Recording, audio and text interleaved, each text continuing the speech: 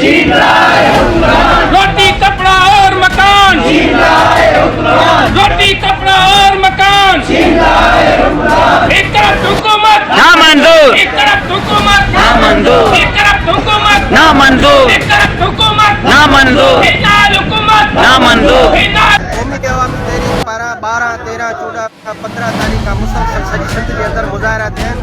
उन तसलसल में अॼु क़ौमी अवामी तहरीक पारां हिते मलिर प्रेस क्लब ते मुज़ाहिरो कयो वियो आहे। हद खां वधीक सॼी पाकिस्तान जी तारीख़ में एॾी महांगाई न थी आहे जेकी हाणे महांगाई थी आहे। अॻे ई माण्हुनि खे रोज़गार कोन्हे, माण्हुनि जा जेके वसीला आहिनि उहे सभु क़ाबिज़ कया विया आहिनि। हुक्मरान जेके आहिनि उहे पंहिंजी अयाशियुनि में पूरा आहिनि। करप्शन एतिरी हद खां वधीक आहे जो माण्हू पंहिंजा जेके आहिनि उहे अजा बचाइण ऐं ज़मीनूं बचाइण खां बि जेको आहे थी विया आहिनि। जंहिंजे करे हीअ जेको एहतजाज आहे उहो हुक्मरान खे असीं ॿुधाइण था चाहियूं जे अगरि महांगाई, बेरोज़गारी ऐं बदअमनी जेकी आहे फौरी तौर ख़तमु न कई वई त हीअ जेकी सॼी सिंध आहे उहा तव्हांजो घेराव कंदी ऐं तव्हांखे इन्हनि जेके कुर्सियुनि ते वेठा आहियो, जेके बादशाही ऐं फरमान जारी कयो था, उतो तव्हांखे खणी ऐं ज़मीन ते पट ते उछले छॾींदी। तंहिंजे करे होश सां कमु वठो ऐं अवाम जो ध्यानु, अवाम ॾे ध्यानु ॾियो। महांगाई, बेरोज़गारी ख़तमु कयो, जंहिंजे नतीजे में बदअमनी तमामु वधी वई आहे ऐं उन बदअमनीअ खे रोकण लाइ तव्हां पंहिंजी करप्शन, पंहिंजी जेके शाही जेके और मकान छीन रहा है हुक्मरान। क़ौमी अवामी तहरीक जीअं त तव्हांखे ॿुधायो 12, 13, 14 ऐं 15 ते असांजो फ़ैसिलो कयो आहे त महांगाई ख़िलाफ़ एहतजाजी रैली कढी वेंदी ऐं मुज़ाहिरा कयो। जीअं त तव्हांखे ख़बर आहे त हीअ हुकूमत आई, PDM जी हुकूमत आई त महांगाई ख़तमु करण जे हवाले सां मुल्क मां महांगाई ख़तमु कंदासीं, बेरोज़गारी ख़तमु कंदासीं। उहा उनजो उबतड़ो न कयो। जेको हिननि खे मुआइदो IMF सां 9 महीना पहिरियां करणु खपंदो, उहो IMF जो मुआइदो 9 महीना डिले कंदे करे ऐं हुकूमत जेको आहे सो पंहिंजूं अयाशियूं पूरियूं कयूं, पाण खे जेको आहे सो मराहतूं ॾिनियूं, पर अवाम खे जेको आहे सो फिटो करे छॾियो आहे। अवाम सरापा एहतजाज आहे। बेरोज़गारी, महांगाई, डॉलर मथे आहे, रेट ॾिसो था आसमान ते, ग़रीब माण्हूअ जी पहुच खां खाइण पीअण जी शयूं जेको परे थी वियूं। उनजे करे असीं चिता ॾियूं था हिन PDM जी हुकूमत खे, हिन मख़लूत हुकूमत खे, जेकर पंहिंजो क़िबलो दुरुस्त न कयो था त जीअं क़ौमी अवामी तहरीक 12, 13, 14, 15 ते एहतजाजी मुज़ाहिरनि जो ऐलान कयो।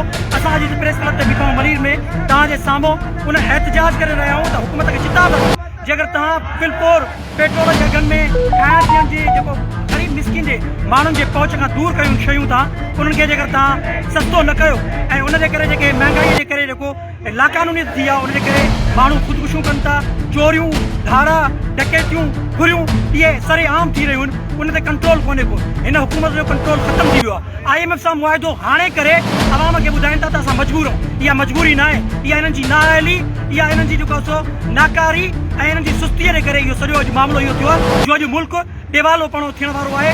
बल्कि सिर्फ़ु ऐलान करण जी ज़रूरत आहे। असां हिते बीठा आहियूं, चिता ॾियूं था असां PDM जी हिन हुकूमत खे ऐं सिंध हुकूमत खे बि। PDM जी हुकूमत सॼे पाकिस्तान में आहे, पर सिंध हुकूमत छा थी करे? सिंध हुकूमत जो कंट्रोल किथे आहे? हे रेट जेके आहिनि इहे आसमान ते छो पहुची विया आहिनि? अटे जो बोरान छाजे करे आहे? उन ते कंट्रोल करणु कंहिंजो आहे?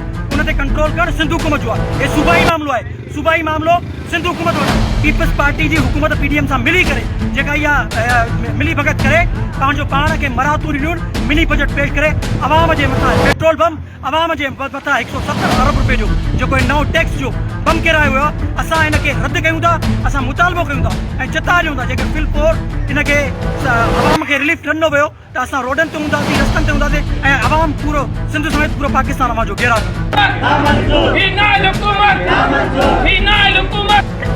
दादा तव्हां ॾिसो पिया त महांगाई, बेरोज़गारी, बुख अवाम जूं कमर टोड़े छॾियूं आहिनि।